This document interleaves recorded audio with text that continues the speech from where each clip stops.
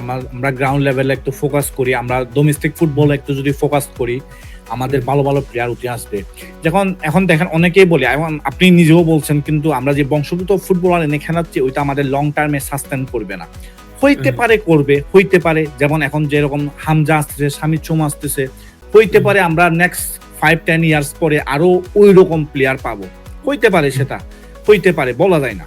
তো পেলেও যদিও বা পাই আমরা, আমার কথা হচ্ছে আমি আমার টিমে যত বেশি কম্পিটিটিভ জিনিসটা তৈরি করতে পারবো তত আমার টিমের জন্য ভালো, তত বেশি প্লেয়াররা নিজেদেরকে আপগ্রেড করবে। যেমন এখন যদি আমি দেখি, ধরেন লেফট উইং এ আমরা ওখানে 6 জন প্লেয়ার আছে একেবারে এস্টাবলিশ প্লেয়ার, তখন কি হবে, কম্পিটিশন সৃষ্টি হবে। এখন আমি আর আপনার যদি আমাদের দুইজনের ভিতর কম্পিটিশন সৃষ্টি হয়, আপনি নিজেকে আপগ্রেড করার চেষ্টা করবেন, আমি নিজেকে আপগ্রেড করার চেষ্টা করব যেন আমি কম্পিটিশনে টিকতে পারি, আপনিও চেষ্টা করবেন কম্পিটিশনে টিকে আপনি যেন সিলেক্ট হন। তো তখন কি হয়, প্লেয়াররা নিজেদেরকে আরো বেশি আপগ্রেড করে, তখন ওই যে প্লেয়াররা আপগ্রেড করলে ওভারঅল কিন্তু আমাদের টিমেরই লাভ, ওভারঅল বাংলাদেশের ফুটবলটাই উন্নতি হবে। তো এই কারণে আমি চাই যে আমরা যত বেশি ফুটবলার বাইরে করে আনতে পারি, কোয়ালিটি ফুল ফুটবলার, তত আমাদের জন্য ভালো। তো বাইরে থেকেও যদি ফুটবলার আছে, আমাদের বংশোদ্ভূত ফুটবলার, আমরা যদি আমাদের ঘরোয়া লিগ থেকেও যদি প্লেয়ার আনতে পারি, বা আমরা যদি বাংলাদেশের ভিতর থেকে প্লেয়ার তুলে আনতে পারি, তাহলে একটা যদি কম্পিটিশন সৃষ্টি হয়, বা একটা যদি কি বলবো, ওই যে আপনি কিছুক্ষণ আগে যে ওয়ার্ডটা বললেন, ফুটবল কালচার, তো একটা যদি ভালো আমরা ফুটবল কালচার তৈরি করতে পারি, তাহলে আমার কাছে মনে হয় বাংলাদেশের আর পিছনে ফিরে তাকাতে হবে না ফুটবলে। আস্তে আস্তে সেটা এখান থেকেও ফুটবলার উঠে আসবে, বাইরে থেকেও ফুটবলার বাংলাদেশের হয়ে খেলার স্বপ্ন দেখবে। বাইরে একজন ফুটবলার ধরেন যে এখনো মাত্র 18 বছর বা 16 বছর, একজন ধরেন এজ লেভেলের টিমে খেলতেছে বা কোনো একটা একাডেমিতে খেলতেছে, ও তখন স্বপ্ন দেখা শুরু করবে, আমার বাংলাদেশ টিমের হয়ে খেলতে হবে, বাংলাদেশ টিমের জন্য আমাকে কি বলবো প্রিপেয়ার করতে হবে। তো ওই তখন হচ্ছে যে সবকিছু মিলে আমাদের দেশটাতে একটা ফুটবল কালচার ক্রিয়েট হবে। তো ওই ফুটবল কালচারটাই আলটিমেটলি আপনাকে সামনে পুশ করবে আমার মতে। তো এই কারণে আমি চাই সবকিছু দিয়ে ফোকাসটা হোক। এখন আমরা নেক্সট 10 ইয়ার্সের প্ল্যান করতেছি বংশোদ্ভূত ফুটবলারদেরকে দিয়ে, এরপরে আমরা আমাদের ঘরোয়া লিগটা ফোকাস করি, যেন নেক্সট সিজনে, অর্থাৎ আমরা আমাদের সিজনটা তো শেষ এবারে ঘরোয়া ফুটবলে, নেক্সট সিজনটা আমরা আরো যেন বেটার করতে পারি।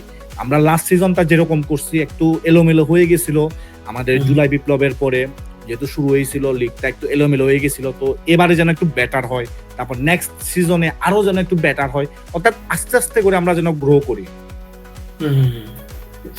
আচ্ছা, আরেকটা বিষয় আমি জানতে চাই। একটা বিষয় হচ্ছে কি, এখন ইমপ্রুভমেন্টের তো কোনো শেষ নাই।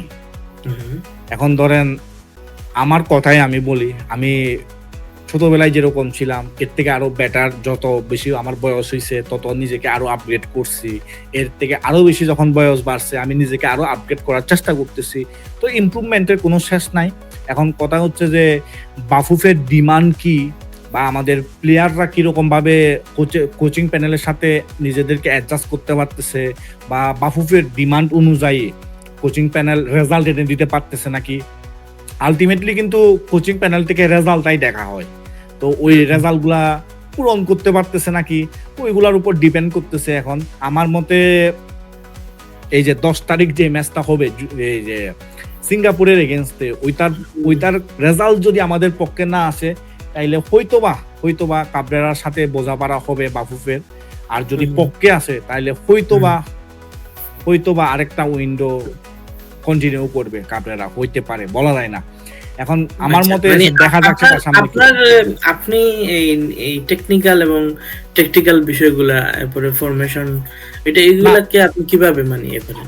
না, আমার ওপিনিয়নটা হচ্ছে কাবরেরার প্রতি, কাবরেরা যখন নতুন আসছে তখন থেকেই কিন্তু ওকে দেখতেছি। তো প্রথমে আমার এত ভালো লাগে নাই, কিন্তু 2023 সালে যেটা ইন্ডিয়ায় আমরা সাব চ্যাম্পিয়নশিপ খেলছিলাম, ওইখানে ফ্যান্টাস্টিক ছিল কাবরেরা।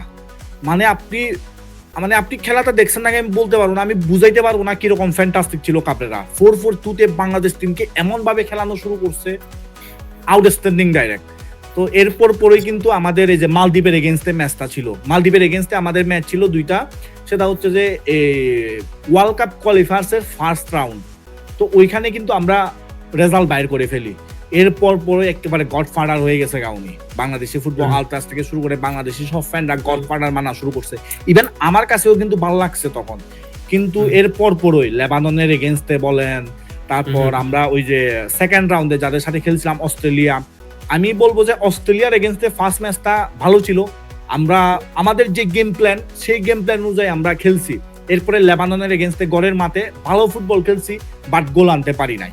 তো এরপরে আস্তে আস্তে শুরু করে মানে এরপর পর ম্যাচ বাই ম্যাচ কেন জানি আমার কাছে মনে হয়েছে কি একটু ডিফেন্সিভ খেলানো শুরু করছে, একটু এলোমেলো ফুটবল খেলানো শুরু করছে, মানে আমার কাছে পার্সোনালি ওইরকম মনে হয়েছে। এখন আমাদের টিমটা আপগ্রেড হয়ে গেছে, আমাদের ইন্ডিয়া এগেনস্টে ইন্ডিয়ার বিপক্ষে ম্যাচ থেকে শুরু করে আমাদের স্কোয়াডটা কিন্তু আপগ্রেড হয়েছে। যেমন ইন্ডিয়ার এগেনস্টে আমাদের হামজা চৌধুরী আসছে এই ম্যাচে, এই যে একটা বড় ইমপ্যাক্ট হামজা চৌধুরী 10 তারিখ এবং 4 তারিখের ম্যাচে কিন্তু ফাহামিদুল, সামিদ সোম, হামজা চৌধুরী আছে। তো এখন টিমটা যেহেতু আপগ্রেড হয়েছে, এখন ভুটান ম্যাচটা মোটামুটি পার পেয়ে গেছে গা, রেজাল্ট আসছে আমাদের, কিন্তু ওইখানে আমাদের ব্যাটারমেন্টের জায়গায় আরো অনেক কিছু ছিল, আমরা আরো অনেক কিছুতে ব্যাটার করতে পারতাম ভুটান ম্যাচে। এখন দেখি 10 তারিখ ম্যাচে কি হয়, এরপরে আস্তে ধীরে কথা হবে হাবিয়ার ক্যাবরাকে নিয়ে সামনে আরো। বাট এই রিসেন্ট টাইমে বলতে পারেন যে আমি এত বেশি সন্তুষ্ট না হাবিয়ার ক্যাবরার উপরে। আমি এত বেশি ভাই মানে আমি নিজেও কোনো কোচ না, কিন্তু মানে ফ্যানের অ্যাজ এ ফ্যান আমি হাবিয়ার ক্যাবরা বা কোচিং প্যানেল নিয়ে এত বেশি সন্তুষ্ট না। যেমন ভারতের বিপক্ষে আমি একটা উদাহরণ দিই, ইনফর্ম প্লেয়ার তাজউদ্দিনকে বেঞ্চে রেখে দিছে, ইনফর্ম প্লেয়ার ইসা ফয়সালকে বেঞ্চে রেখে দিছে, তো এটা আমি কোনো রকমই মানতে পারি না। তারপর আলামিনকে 1 মিনিটও খেলার সুযোগ দেয় না, ইনফর্ম প্লেয়ার ছিল কিন্তু আলামিন। এই জিনিসগুলো আমার এটা আসলে আলামিন ফাহমিদুলের ব্যাপারটা তখন মানে খুব বেশি হাইলাইট হয় এই বিশেষ করে এই ভারতের গেমের সময়। আচ্ছা, মানে আপনি কি মনে করেন যে বাংলাদেশের এই ফুটবলাররা তাদের প্রপার ডায়েটিং এবং ফিটনেসটাকে মানে মেনটেন করতেছে? আপনার কাছে কি মনে হয়? না, এখন মেনটেন করতেছে আমার কাছে যতটুকু মনে হয়। যেমন আজকেই দুপুরে আমি টি স্পোর্টসের একটা নিউজ দেখছিলাম, নিউজ বলতে কি জামাল ভুঁইয়ার সাথে সাক্ষাৎকার ছিল রিফাত মাসুদ ভাইয়ের। তো জামাল ভুঁইয়াকে প্রশ্ন করা হয়েছিল এসব ডায়েটের ব্যাপারে। জামাল ভুঁইয়া কিন্তু স্পষ্ট বলছে আগে আমাদের খাবার দাবার ওইরকম বেটার ছিল না, আমাদের ডায়েট ওইরকম বেটার ছিল না, বাট এখন আমাদের খাবার দাবার বেটার হয়েছে, আমাদের কি বলবো জার্সি থেকে শুরু করে হোটেল সবকিছুই আমাদের বেটার হয়েছে, আমরাও ডায়েটটা এখন খুব ভালোভাবে করতে পারতেছি, এরকম ভাবে মানে ইন্টারভিউতে বলছে। আমরা তো আর ভিতরের খবর জানবো না, বাট যতটুকু আমি প্লেয়ারদের ইন্টারভিউ দেখে বুঝছি এখন আসলে সবকিছু ঠিকঠাক মতো হচ্ছে।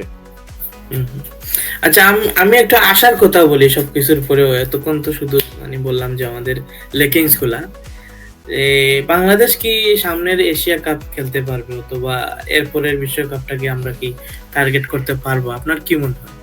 আমি আরেকটু ইনক্লুড করে নেই, এটা হচ্ছে মানে আমার খুব ভালো লাগছে যে এই বর্তমান যে স্পোর্টস অ্যাডভাইজার আসিফ, ও বলছে যে বাংলাদেশে মানে এই একাডেমিক কালচারটাকে ডিসেন্ট্রালাইজ করা মানে কথা বলতেছে, মানে যে প্রত্যেক বিভাগে বড় বড় একাডেমি হবে, সেখান থেকে প্লেয়াররা মানে উঠে আসার যে একটা মনে করেন যে প্ল্যাটফর্ম পাবে, মানে এই টোটাল বিষয়টাকে আপনি কিভাবে দেখছেন? আচ্ছা, আমি প্রথমে একাডেমির বিষয়টা বলি ভাই। একাডেমি আমাদের নাই যে ওইরকম না, একাডেমি আছে, তো আরো যদি ওই একাডেমির সুযোগ সুবিধাগুলো যদি আমরা আপডেট করতে পারি আমাদের জন্য বেটার। কিন্তু আপনি একটা জিনিস মনে রাখবেন, যতই একাডেমি থাকুক, আমাদের 64টা জেলার মধ্যে দরকার হইলে আপনার 200-300 একাডেমি থাকুক, ওই একাডেমিগুলোতে যদি দুর্নীতি চলে আমাদের কোনোদিন ভালো ফুটবলার উঠে আসবে না। এই জিনিসটা আপনি মাথায় রাখিয়ে, সবার প্রথম জিনিসটা হচ্ছে যে আমরা প্লেয়ারদেরকে চান্স দেব এবং ওইখানে যেন কোনো প্রকার দুর্নীতি না হয়, কোনো প্রকার যেন এই আমার মামার ভাই, এই আমার মামার ছেলে, এও আমার কাকার ছেলে, এরকম যেন না হয়, অর্থাৎ শোষণ প্রীতিটা যেন আমরা দেখতে না পারি। আর মানে আপনি যেটা বলতে চাইছেন আমাদের জুরি আছে কিন্তু জুরিটা তলাবিহীন। মানে আমি তো এখন জিনিসটা ওইরকম ভাবে বলতে পারবো না, কারণ আমি এখনো কিন্তু ফিল্ডের কাজ ওইরকম করি নাই। আমি আপনাকে কিছুক্ষণ আগে বলছি আমি একটা মাত্র এখনো ফিল্ডে মানে খেলা দেখতে গেছি স্টেডিয়ামে গিয়ে, কিন্তু আমি যথেষ্ট পরিমাণ নিউজ দেখছি, যথেষ্ট পরিমাণ কিন্তু ম্যাচ দেখছি। আমার নিউজ দেখে যেটা মনে হয় আর কি, একাডেমি করুক, একাডেমি করলে আমাদের জন্য বেটার, বাট ওই একাডেমিতে প্লেয়ারদেরকে চান্স দেওয়ার ক্ষেত্রে হচ্ছে যে কোনো প্রকার দুর্নীতি রাখা যাবে না। আমি আপনি নিজেও জানেন বাংলাদেশে বলতে গেলে প্রায় প্রত্যেকটা সেক্টরে কম বেশি দুর্নীতি চলতেছে। এখন হয়তো বা একটু কমে গেছে, বাট কয়েকদিন আগেও অনেক বেশি দুর্নীতি ছিল। তো এই কারণে আমি চাই যে এমনভাবে প্লেয়াররা নিজেদেরকে প্রমাণ করার সুযোগ পাক, সবাই যেন সুযোগ পায় এবং কোনো প্রকার যেন দুর্নীতি না হয়। কোনো প্রকার একাডেমিতে বলেন বা প্লেয়ার সিলেকশনের ক্ষেত্রে কোনো প্রকার যেন দুর্নীতি না হয়, সব প্লেয়াররা যেন সুযোগ পায়। ওই জিনিসটা আমি খুব বেশি করে চাই। সবাই যেন প্রপার একটা সুযোগটা পায় নিজেদেরকে প্রমাণ করার। তো ওইটাই আমার চাওয়া থাকবে ভাই। আমাদের যত একাডেমি হোক, আমাদের ফুটবল ফেসিলিটিস যেরকম হোক না কেন, যেন দুর্নীতিমুক্ত হয় আর সবাই যেন ফুটবলের উন্নতির জন্য কাজ করে। ওই জিনিসটা আমি খুব বেশি করে চাই। যেমন বর্তমান কমিটির আগেও বর্তমান কমিটি তো কি বলবো, আপনার নির্বাচনের মাধ্যমে আসছে, নির্বাচনের আগেও আমাকে অনেক লাইভে জিজ্ঞেস করা হয়তো আপনি কোন পক্ষ নিচ্ছেন, আপনি কাকে চান। আমার কথা হচ্ছে যেই আসুক ফুটবলের উন্নয়নের জন্য কাজ করলে হইছে, যেই আসুক দুর্নীতিমুক্ত ভাবে ফুটবলটাকে এগিয়ে নিয়ে যাওয়ার জন্য কাজ করলে এনাফ আমার জন্য, আমার আর কিছু দরকার নেই।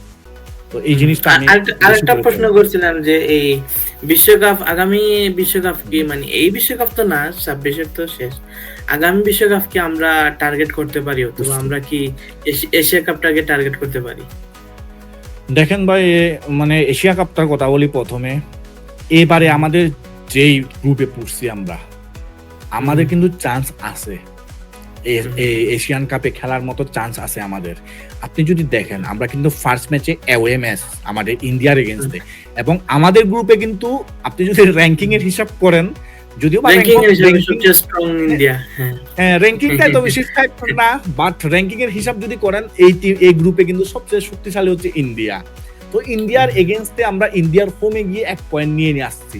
তো এরপরে আমরা 3টা হোম ম্যাচ যেগুলো হবে ওগুলাতে যদি আমরা 9 পয়েন্ট নিতে পারি, আমাদের কিন্তু 10 পয়েন্ট হয়ে যাচ্ছে গা।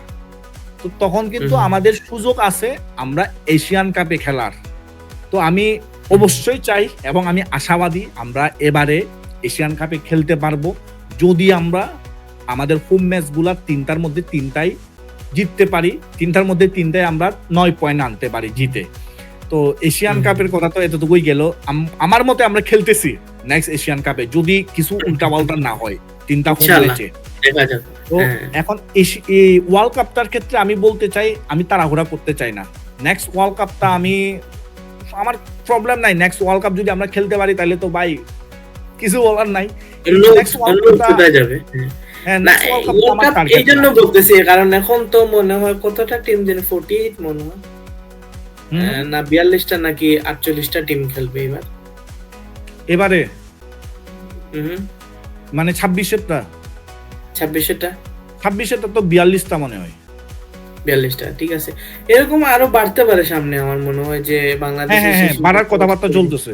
হ্যাঁ, বাংলাদেশে সেই সুযোগ সুবিধাটা আসলে তৈরি হওয়ার একটা আমি মনে করি যে অনেক অনেক সম্ভাবনা রয়েছে। ঠিক আছে, আচ্ছা, এখন তো আমরা বললাম যে এই আপনার সামনের যে সিঙ্গাপুর যে ম্যাচ আছে, সিঙ্গাপুর ম্যাচে এই 10 তারিখের সিঙ্গাপুর ম্যাচটা নিয়ে আপনার সাথে একটু এই ট্যাকটিক্যাল এবং ফরমেশন রিলেটেড কিছু আপনি কিভাবে ওইটা ব্যাখ্যা করবেন? আচ্ছা ভাই, আরেকবার বলেন। 26 সালে হচ্ছে 48টা টিম, 26-এ 48টা টিম। হ্যাঁ, ঠিক আছে, মানে 52টা হওয়ার সম্ভাবনা চলতেছে। আচ্ছা, বাড়লে তো ভালো, আমাদের দেশ যদি বিশ্বকাপ খেলে তাইলে তো ঠিক আছে, এই অনেক আনন্দটা আসলে আমাদেরই।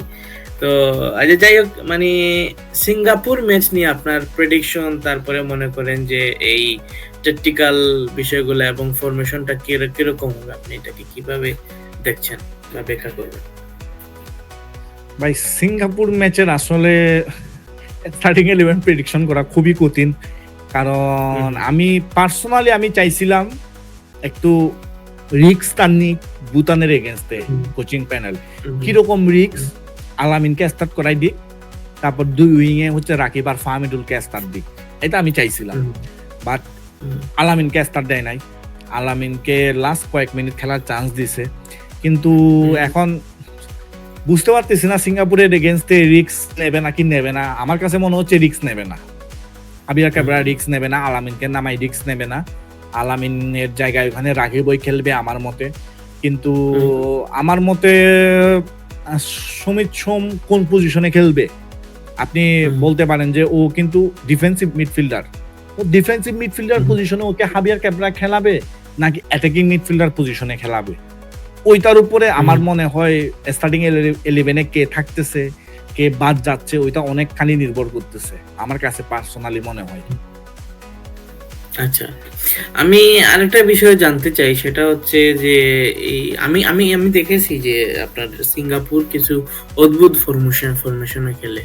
মনে করেন তাদের ফরমেশনের মধ্যে আছে আপনার এই 4-1-4-1 একটা ফরমেশন আছে। এটা খুবই হুম, ভুতুড়ে আমার কাছে মনে হইছে। এবং 4-2-3-1 একটা ফরমেশন তারা মানে বেশিরভাগ খেলে থাকে। টিমের উপরে ডিপেন্ড করে আরকি। তো বেশিরভাগ তাদের যে প্লেইং স্টাইলটা হচ্ছে সেটা হচ্ছে ডিফেন্সিভ স্টাইলে খেলে, কাউন্টার অ্যাটাক বেসড ফুটবল তারা খেলতে চায়।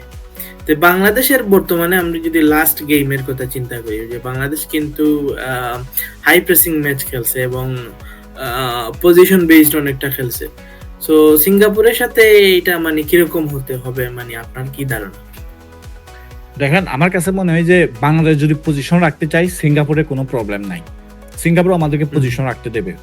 কারণ হুম, আমি আসিয়ান চ্যাম্পিয়নশিপ যেখানে ফলো করছিলাম সিঙ্গাপুরকে, আমার রিসেন্ট হুম, টাইমেও হাইলাইট গুলা দেখা হইছে এবং হংকং এর হুম, এগেইনস্টেও আমি ম্যাচটা মোটামুটি দেখা হইছে। ওই তখন আমি লাইভ দেখি নাই ভাই, বাট এই টাইমে আমি লাইভটা মানে এই টাইমে আমি ফুল 90 মিনিট দেখছি হংকং এর এগেইনস্টে। হুম, আমার যেটা মনে হইছে ওরা আমাদেরকে বল পজিশন রাখতে দেবে। আমরা যদি রাখতে চাই বল পজিশন, হুম, ওরা কি করে ব্যাক লাইন থেকে হালকা একটু ডিফেন্সিভ। বল করে মানে হালকা একটু হুম, বল প্রোগ্রেস করে ব্যাক লাইন থেকে বল প্রোগ্রেস করার পরে যখন মিড লাইনে বল চলে আসে ওরা ওইখান থেকে হচ্ছে যে একটা লং পাস দিয়ে দেয়, ওইখান থেকে ওরা একটা থ্রু হুম, পাস দিয়ে দেয়। তো ওইখান থেকে ওরা হুম, আলটিমেটলি দুই উইং ব্যবহার করে হচ্ছে যে অ্যাটাক গুলা করার চেষ্টা করে। আর মালদ্বীপের এগেনস্টে আমার ফুল 90 মিনিট দেখা হয়েছে, মালদ্বীপের এগেনস্টেও সিমিলার ফুটবল দেখা গেছে। জাস্ট ওইখানে হচ্ছে যে একটু এরিয়ালে ব্যাটার দেখা গেছে, কারণ এখানে ফান্ডি ছিল নাম্বার 9 পজিশনে। ফান্ডি দুর্দান্ত ছিল এরিয়াল মালদ্বীপের এগেনস্টে। আর ওরা দেখা যায় যে আমি হুম, শুধুমাত্র মালদ্বীপের এগেনস্টে না, হংকং বলেন, হংকং এর আগে ভিয়েতনাম বলেন, ভিয়েতনামের আগে আপনার মালয়েশিয়া বলেন, আসিয়ান চ্যাম্পিয়নশিপে আমি প্রত্যেকটা ম্যাচে দেখছি ওরা লেফট উইং এ অনেক বেশি শক্ত। ওরা অনেক অনেক অনেক বেশি হুম। লেফট উইং নির্ভর করে অ্যাটাক গুলো তাহলে তো করে। মনে করেন তাজউদ্দিন অথবা মনে করেন রাইট ব্যাকে তো আপনার এই জামাল ভুঁইয়া খেলতে পারে। সো সম্ভবত তাদেরই পরীক্ষাটা বেশি দিতে হবে সিঙ্গাপুরের এগেইনস্টে। আপনি কি বলেন? না না আমার মতে রাইট ব্যাকে ইয়া খেলবে, রাইট ব্যাকে তাজউদ্দিন যে খেলবে হামজা? আমার মতে। না তাজউদ্দিন না না আচ্ছা। হামজাকে রাইট ব্যাকে খেলাবে না আমার মতে। আমার মতে দেখেন হুম, তাজউদ্দিনের পরীক্ষা ছিল হচ্ছে ভুটানের ম্যাচটা। ভুটানের ম্যাচটা ওকে স্টার্টিং 11 এ রাখছে মানে ওর পরীক্ষা ছিল। তো ও পরীক্ষায় আশা করি পাস হয়ে গেছে গা হাবিয়ার ক্যাবরার কাছে। তো এই কারণে আমার কাছে মনে হয় রাইট ব্যাকে তাজউদ্দিন স্টার্ট করতেছে, আপনি ধরে নিতে পারেন সিঙ্গাপুরের ম্যাচে। তো আশা করি তাজউদ্দিন একটা ভালো ফাইট দিতে পারবে, আশা করি। কারণ তাজউদ্দিনকে আমি যতটুকু প্রিমিয়ার লিগে খেলতে দেখছি ভালো, হুম, খারাপ না। তো এবং ভুটানের ম্যাচেও কিন্তু দেখছি ভালো ছিল। বাট আরেকটু হচ্ছে ডিফেন্সিভলি সলিড হইতে হবে আরকি সিঙ্গাপুরের ম্যাচে। ভুটান ম্যাচে যেরকম সলিড ছিল ডিফেন্সিভলি ওইরকম এক্সাক্টলি। আরেকটু বেটার হইতে হবে। ডিফেন্সটা অনেক বেশি স্ট্রং হতে হবে। কারণ ওরা কিন্তু দিবেই, আমার যে ধারণা হচ্ছে, কারণ ওরা যদি হামজা এবং সমিত সুম এদের যদি কোয়ালিটির কথা বিবেচনা করে তাইলে কিন্তু ওরা মানে মিডফিল্ড নিয়ে আমার মনে হয় না ওরা খুব একটা মানে আর এগোবে। মিডফিল্ডটা আমাদের হাতেই ওরা ছেড়ে দিবে। মানে কোয়াজিমো তো মোটামুটি ভালো করছে। আশা করি সামনের ম্যাচটা আরো বেশি ভালো করবে। সো মিডফিল্ডটা আসলে আমাদের নিয়ন্ত্রণেই থাকবে। আমি এরকম একটা ধারণা করতেছি। সো ওরা যে মানে যে কাজটা করে সিঙ্গাপুর, ওরা হচ্ছে ওদের স্ট্রং অপোনেন্ট যারা আছে ওদের থেকে ওরা কিন্তু মানে ওদের সাথে ডিফেন্সিভ খেলে। ওরা কিন্তু ওদের একটা মানে দুর্বলতা হচ্ছে মানে বল কন্ট্রোলের একটা দুর্বলতা রয়েছে। মানে এই জিনিসগুলা মানে সিঙ্গাপুর অনেক সময় এড়িয়ে যায়। এরা আপনি যেভাবে বললেন যে কাউন্টার বেস এবং উইং দিয়ে অ্যাটাকের মাধ্যমে ওরা রেজাল্ট আনতে চায়। এইটাই ওরা মূলত বাংলাদেশের সাথেও করবে। মানে আমার এইটুকু ধারণা আছে। তো যাই হোক, অনেক কিছু হলো, আমরা একটু মজার একটা রাউন্ডে চলে যাই ভাই, ঠিক আছে? তো আমি র্যাপিড ফায়ার রাউন্ডে যাব। এটার জন্য কি আপনি প্রস্তুত? মানে 10টা প্রশ্ন করব আপনাকে, মানে খুব কুইক উত্তর দিতে হবে এই 10টা প্রশ্ন, এবং তারপরে আজকের মধ্যে মানে কনক্লুশনে আমরা চলে যাব। আপনি কি প্রস্তুত? প্রস্তুত তো ওই রকম না, বাট বলে দেখেন, সমস্যা নাই, চেষ্টা করব। না, এই 10টা প্রশ্ন খুবই সহজ এবং তাড়াতাড়ি আপনাকে উত্তর দিতে হবে। মানে মনে করেন যে একটা ব্রেইন স্টর্মিং এর জন্য আপনি সময় পাবেন না, আপনি কুইক উত্তর দিতে হবে, যা মুখে আসবে চেষ্টা করব। সেটাই। হ্যাঁ, আচ্ছা ঠিক আছে, শুরু করে রিপিট ফায়ার রাউন্ড। প্রথম প্রশ্নটা হচ্ছে মানে god K, greatest of all time আপনার চোখে? মেসি এবং রোনাল্ডো। না, একজন বলে। না না না না, মেসি এবং রোনাল্ডো। ভাই আপনি ফলোয়ারের জন্য চিন্তা করতেছেন। না না, সিরিয়াসলি আমি কোনোদিন মানে কম্পেয়ার করি না। আপনি যদি বলেন যে মানে as a number 9 Ronaldo best, তারপরে as a dribbler Messi best, একটা দিকে মেসি বেস্ট আরেকটা দিকে রোনাল্ডো বেস্ট। মেসি ছিল বলে রোনাল্ডো হইতে পারছে, রোনাল্ডো ছিল বলেই মেসি হইতে পারছে। ওই যে আমি আপনাকে কিছুক্ষণ আগে বললাম না, কম্পিটিশন আপনার মধ্যে আমার, যদি কম্পিটিশন থাকে আপনি বেটার হওয়ার চেষ্টা করবেন, আমি বেটার হওয়ার চেষ্টা করব, এইরকম। আচ্ছা, দ্বিতীয় প্রশ্নে চলে যাই। মানে আমি তিনটা আপনাকে কাজ করতে হবে, সেই তিনটা হচ্ছে একজনকে সেল করতে হবে, একজনকে বেঞ্চে বসাইতে হবে, একজনকে প্লেইং 11 রাখতে হবে। সেটা হচ্ছে মেসি, নেইমার, রোনালদো। কাকে কি করবেন? সেল তো নেইমার, কারণ নেইমার বাই ম্যাজিশিয়ান, ঠিক আছে, কিন্তু ইনজুরিতে থাকে। আর আপনার ফুটবলটা যখন দেখতে হবে তখন একটু ওই জিনিসটা মাথায় রাখতে হবে। আর হয়তো বা বলতে পারেন যে আপনি নেইমারের জায়গায়, নেইমার বলতেছি, মেসি রোনালদোর জায়গায় অন্য কেউ হইতো, তখন হয়তো বা আমি নেইমারকে রেখে দিতাম। বাট মেসি রোনালদো থাকলে ওখানে আর কাউকে রাখার সুযোগ নাই। আর স্টার্ট কাকে করাবো সেটা হচ্ছে কোন পজিশনের জন্য প্লেয়ার লাগতেছে আমার, তার উপর নির্ভর করতেছে। না, টেকনিক্যাল না, আপনি স্টার্ট করবেন এবং মানে বেঞ্চ করবেন, মানে টেকনিক্যাল পরে, এটা পরে। না না, এখন আপনার প্রশ্নটা তো এরকম হয়ে গেছে যে এখন ধরেন নাম্বার 9 প্রয়োজন আমার, আমি রোনালদোকে স্টার্ট করাই দেব। ধরেন আমার উইঙ্গার প্রয়োজন, আমি মেসিকে স্টার্ট করাই দেব। বা প্লে মেকার প্রয়োজন, আমি মেসিকে স্টার্ট করাই দেব। এটা তো ভাই রিপিট ফায়ার হয় নাই। এখন আমার কোন পজিশনে প্লেয়ার প্রয়োজন আপনি আমাকে বলেন, আমি স্টার্ট করাই দিচ্ছি। আচ্ছা, কন্টেন্ট ক্রিয়েটর না হলে আপনি কি হতেন? কন্টেন্ট ক্রিয়েটর না হলে কি হইতাম, কোথাও একটা জায়গায় চাকরি করতাম। আর কন্টেন্ট ক্রিয়েটর আমি এখনো না ভাই, এখনো না, এখনো কন্টেন্ট ক্রিয়েটর মানে হয়ে যাবেন। আচ্ছা ঠিক আছে, আপনার কোন মানে পজিশনের ফুটবলারদেরকে বেশি মানে পছন্দ, বা মনে করেন যে ফুটবলে কোন পজিশনটাকে বেশি পছন্দ? গোলকিপার আছে, ডিফেন্স আছে, মিডফিল্ড আছে, স্ট্রাইকিং পজিশন আছে? এমনি পছন্দের হচ্ছে মিডফিল্ডার, আমার একটু মিডফিল্ডারদেরকে পছন্দ, মানে বেশি ভালো লাগে আর কি। আচ্ছা, ফুটবলের বাইরে আর কোন খেলা উপভোগ করা হয়? ফুটবলের বাইরে অনেক কিছুই, মোটামুটি সব খেলাই আমার খেলা হয়েছে। মানে কোন খেলাটা ফুটবলের পরেই মানে আপনি স্থান দিতে চান? ফুটবলের পরে আমার ভলিবল খুব ভালো লাগে। ভলিবল, ওকে। বাংলাদেশের সেরা অ্যাথলেট কে আপনার মতে? এখনো পর্যন্ত যদি বলি তাহলে সাকিব আল হাসান। সামনে যদি বলেন হামজা যদি আরো নিজেকে বাংলাদেশের অনেক কিছু করে দিতে পারে তাহলে হামজা চৌধুরী হবে অবশ্যই। কোন দলকে মানে সাপোর্ট করেন, মানে বাংলাদেশের বাইরে? মানে আমি বলতে চাইছি ন্যাশনাল টিম যেগুলো আছে, ন্যাশনাল টিমে তো ওইরকম সাপোর্ট করি না, বাট ক্লাব ফুটবল সাপোর্ট করি আর কি। ভাই আপনি কিন্তু না, আমি ন্যাশনাল টিম ওরকম সাপোর্টার না তো, আমি ন্যাশনাল টিমে ওরকম কোনোদিন সাপোর্টার ছিলাম না। বাট লাস্ট ওয়ার্ল্ড কাপে আমি কি বলবো, আর্জেন্টিনার পর্তুগালের সাপোর্টার ছিলাম। যখন পর্তুগাল বাইরে হয়ে গেছে তখন আর্জেন্টিনার সাপোর্টার ছিলাম। মানে আমি চাই দুইজন গটের হাতে একটু ট্রফিটা যাক।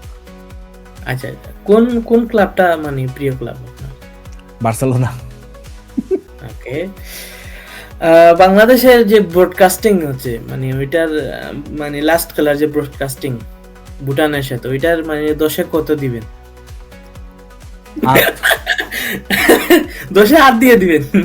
লাস্ট খেলা একটু বেটার হইছে, আগের থেকে একটু বেটার ছিল, আরো বেটার হইতে হবে। আচ্ছা ঠিক আছে, এখন মানে হাবিয়ার ক্যাবরেরাকে কি বাংলাদেশ, লাস্ট প্রশ্ন, হাবিয়ার ক্যাবরেরা কি বাংলাদেশ ন্যাশনাল টিমের কোচ হিসেবে দেখতে চান? Yes or no? 10 তারিখের পরে দেখা যাবে।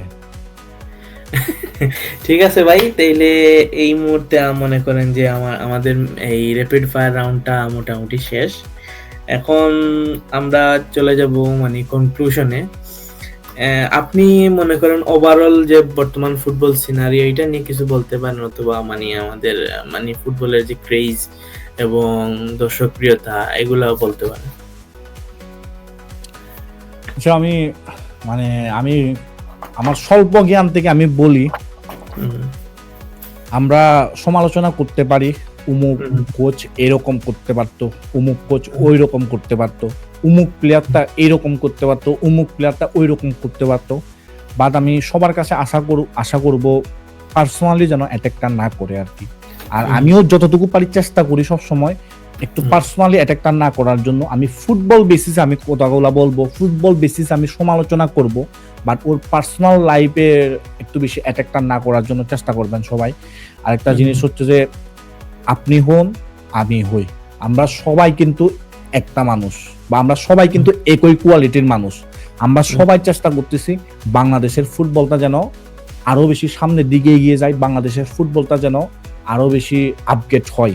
তো ওই জিনিসটা হচ্ছে যে দেখেন, এখন এই যে ইন্ডাস্ট্রিতে আমি আপনার প্রতিপক্ষ না, আপনি আমার প্রতিপক্ষ না, আমরা সবাই একটা টিম। আমরা সবাই মিলে চেষ্টা করব বাংলাদেশের ফুটবলটা যেন এগিয়ে যায়, আর বাংলাদেশের ফুটবলের ক্ষতি হয় এরকম কোনো কাজ করবেন না আপনারা। আমি সেটা আপনাদের সবার কাছে আশা করব।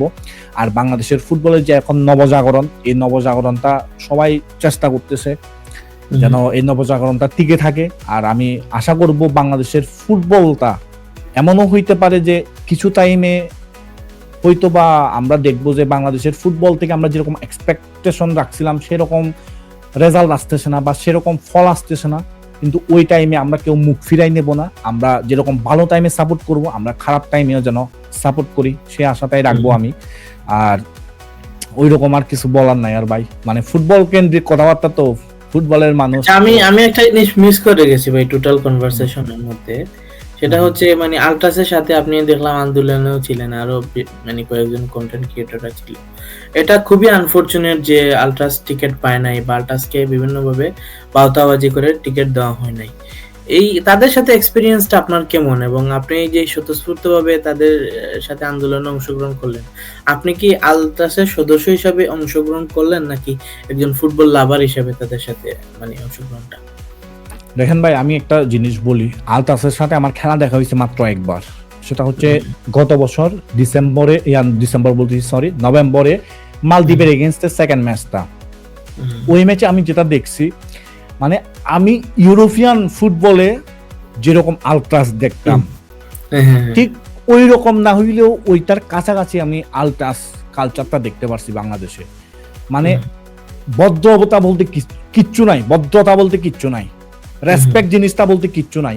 আমার শুধু আমি এতটুকুই জানি, আমি বাংলাদেশের সাপোর্টার, বাংলাদেশকে জিতানোর জন্য আমার যা করা প্রয়োজন খুন খারাপি ছাড়া আমি সবকিছু করব। তো ওইখানে আমরা মালদ্বীপের এগেইনস্টে যখন খেলতেছিলাম, মালদ্বীপের প্লেয়ারদেরকে মানে কিভাবে কি বলবো প্রেসারের মধ্যে রাখা যায়, কত বেশি ওদেরকে উত্তেজিত করা যায়, বাঁশি বাজাচ্ছে, তারপর হচ্ছে আপনার মানে গালি দিতেছে, এইরকম একটা অবস্থা ডাইরেক্ট। আমার সোজা কথা হচ্ছে আলট্রাসের মাথায় শুধু একটা জিনিস, বাংলাদেশ, আর কিচ্ছু না। আচ্ছা, আমি ভাই আমার একটা এক্সপেরিয়েন্সের কথা শেয়ার করি, সেটা আপনাকে মানে আমি ভুলে গেছি আসলে। মানে আমি এই 22 সালে মনে হয় ওই সময় মানে মাদ্রিদ চ্যাম্পিয়ন্স লিগটা জিতে, বেনজিমা যে সময় ভলেন্টিয়ারটা পায় ওই বছরটাতে আর কি। তো এটা হচ্ছে বিনিরও মনে হয় প্রথম মানে তখন ভাই আমি ছিলাম লন্ডনে, এবং চেলসির সাথে একটা ম্যাচ ছিল, মানে চ্যাম্পিয়ন্স লিগের ম্যাচ, সম্ভবত কোয়ার্টার ফাইনাল হবে, সম্ভবত চ্যাম্পিয়ন্স লিগের কোয়ার্টার ফাইনাল। তখন কি আলস্কুট, হ্যাঁ কোয়ার্টার ফাইনাল, তখন আলস্কুট স্টেশনের মধ্যে মানে ছিল আমি রিয়াল মাদ্রিদ, মানে আলস্কুট হচ্ছে মানে লন্ডনের সেন্ট্রাল লন্ডনের একটা অংশ, এবং এখানে এই হোটেল মানে এটা সবচেয়ে বেশি আর কি, মোটামুটি ভালো মানে এর মধ্যে হোটেল পাওয়া যায়। তো তখন রিয়াল মাদ্রিদের ফ্যানরা আসছিল, ওরা কি রিয়াল মাদ্রিদ আলট্রাস কিনা জানি না, আমার ওই কাজটাই হচ্ছে মনে করেন যে কাজটাই ছিল আলস্কোটের একটা স্টেশনের পাশে একটা মানে আমার কাজ ছিল। তখন আমি আসছি কাজে, আমি তো ওই দিন খেলা দেখতে পারি নাই ভাই, কিন্তু আমি ওদের সাথে মিশে গেছিলাম ভাই, এত মানে কি মানে ওরা বলছে কারিম কারিম বেনজিমা এবং বিনিকে নিয়ে যে যেরকম মানে মিছিল তারা দিচ্ছে, যেরকম মানে শাউটিং তারা করতেছে, এরপরে টিফো নিয়ে আসছে, মানে এই এক্সপিরিয়েন্সটা মানে আমার লাইফে আমি প্রথম পাইছি। ওইটা একদম একদম মানে রিয়াল মাদ্রিদের ফ্যানদের মানে মাঝামাঝিতে আমি, এবং আমি কি আমি 10 মিনিট পরে কিন্তু কাজে গেছি, এটার জন্য জারিও খাইতে হয়েছে আমার। কিন্তু মানে আমি আবার যাইতে চাইতেছিলাম না, মানে আমি কাজে যাইতে চাইতেছিলাম, মানে ওদের সাথে আমি স্টেডিয়াম চলে যাব, স্টেডিয়ামটাও খুব একটা মানে দূরে ছিল না, তো স্টেডিয়ামে চলে যাবো, ওরকম একটা এক্সপিরিয়েন্স হয়েছে। এটা আমার জীবনের মানে ফ্যানদের কাছ থেকে, ফুটবল ফ্যানদের কাছ থেকে পাওয়া সেরা মানে, কারণ আমাদের দেশে তো ওইরকম মানে পরিবেশটা নাই মূলত। আমি আরো দেখছি ম্যাচ, মানে ম্যাচ দেখি নাই সরাসরি, মনে করেন যে আমি বিভিন্ন কাজে মানে এই ইমিরাত স্টেডিয়ামের পাশে গেছি। ওই দিন আর্সেনালের একটা ম্যাচ ছিল, কার সাথে যেটি জানে, প্রিমিয়ার লিগের সাথে সম্ভব ভাই। ওদের মানে ওইটা হচ্ছে আমার সেকেন্ড দেখা আর কি। ওদের যে মানে যে এই একসাথে বেরিয়ে যে মিছিল দিয়ে দিয়ে, মানে আমি এখন ফিল করতেছি যে আলটাস জিনিসটা মানে কি, ওরা কিভাবে কি করতেছে, মানে এটা কি বাংলাদেশের ফুটবল যে কালচার গ্রো করার জন্য কতটুকু জরুরি, মানে এখন আর কি এটা বুঝতেছি আর কি। যাই হোক, ওদের সরাসরি দেখার পরে বুঝতেছি। আমি আশা করবো যে বাংলাদেশ ফুটবলটা এইভাবে এগিয়ে যাবে একদিন। তো যাই হোক ভাই, ইট ওয়াজ আ নাইস মিটিং আমি আপনার সাথে। আরেকটা বলতে চাই ভাই, কেন হ্যাঁ। মানে কেন ওরা টিকিটটা পায় নাই বা কি কারণে দেয় নাই, আদৌ দেবে নাকি দেবে না, সেটার এক্সাক্ট কোনো নিউজ আমার কাছে নাই। বাট আপনি যে প্রস্তাব করছেন যে আমি অ্যাজ এ ফুটবল ফ্যান হিসেবে উনাদের মানে অ্যাজ এ ফুটবল ফ্যান উনাদের সাথে জয়েন করছি নাকি একজন আলট্রাসের সদস্য হিসেবে জয়েন করছি, সেটা জানতে চাইছেন। আমি বলি, আমি অনেক আগে আলট্রাসের সদস্য, অনেক আগে, মানে অনেক আগে বলতে কি শুরু থেকে না, বাট আমি এই রিসেন্ট টাইমে আলট্রাসের সদস্য হই নাই, মোটামুটি অনেক বছর আগে হয়েছি। তারপরে হচ্ছে যে আমি আলট্রাসের সাথে 2টা আন্দোলনে গেছি, ফাহমিদুলের ইস্যুতে আর এই যে এই ইস্যুটাতে, টিকেটের ইস্যুটা। আমার কাছে ব্যক্তিগতভাবে মনে হয়েছে আলট্রাস সঠিক এই জায়গায়, তার জন্য আমি আলট্রাসের পক্ষ নিতে গেছি। তো আমার কাছে যদি মনে হয় আলট্রাস সঠিক না, আমি যতই ফুটবল ফ্যান হই, আমি যতই আলট্রাসের মেম্বার হই, আমি কোনোদিন আলট্রাসের পক্ষ নেব না। কিন্তু এই যে টিকিট পাওয়াটা এটা আলট্রাস ডিজার্ভ করে আমার কাছে মনে হয়েছে, তার জন্য আমি আলট্রাসকে সাপোর্ট করতে গেছি। আর আমি চাই ভাই আলট্রাস যাক, কিন্তু আলট্রাস যাবে সেটা আমি জানি। মানে আমি রিসেন্ট টাইমে এই যে কিছুক্ষণ আগেই লাইভ মানে আমরা যে রেকর্ডটা করতেছি ভিডিওর, এর কিছুক্ষণ আগে আমি দেখছি আলট্রাস থেকে অফিসিয়ালি ভাবে জানানো হয়েছে যে আলট্রাস যাচ্ছে, বাট কয়টা টিকিট হবে বা কয়জন যাইতে পারবে সেগুলো এখনো কনফার্ম না, বাট আলট্রাস যাবে 10 তারিখ। তো সেটা আমাদের জন্য ভালো বিষয়, কারণ আলট্রাস গেলে কি হবে দেখেন আপনি, মানে সিঙ্গাপুর একটু হইলেও বেশি প্রেসারে পড়বে, একটু হইলেও বেশি পড়বে প্রেসারে, সেটা আমি ফিল করছি ভাই, কারণ আমি মালদ্বীপের এগেইনস্টে খেলাটা দেখছিলাম আলট্রাসের সাথে। তো আমি চাই আলট্রাস যাক, আর দেখা যাক ভাই সিঙ্গাপুরের ম্যাচে কি হয়। আমরা সবাই আশাবাদী, কতটুকু আশা রাখতে পারে আমাদের টিম, দেখা যাক সেটা। ঠিক আছে, আলট্রাসের জন্য অনেক অনেক শুভকামনা রইল। বাতেন ভাই, আপনার জন্য শুভকামনা, বাংলাদেশ ফুটবলের সকল ফুটবল প্রেমী দর্শকদের জন্য শুভকামনা রইল। আজকের লাইভটা আমি এখানেই শেষ করতে চাই, এবং কথা হবে ইনশাল্লাহ পরবর্তী সময়গুলোতে, এবং আশা করছি বাংলাদেশ আগামীর যে ম্যাচটা আছে 10 জুন সিঙ্গাপুরের বিপক্ষে, সেটাতে জয়লাভ করবে এবং গুরুত্বপূর্ণ 3টি পয়েন্ট নিয়ে আমাদের টেবিলকে আরো বেশি সমৃদ্ধশালী করবে। ধন্যবাদ ভাই, অবশ্যই ভালো থাকবেন। আপনাকেও ভাই ধন্যবাদ আমাকে ইনভাইট করার জন্য ভাই, থ্যাংক ইউ ভাই, থ্যাংক ইউ।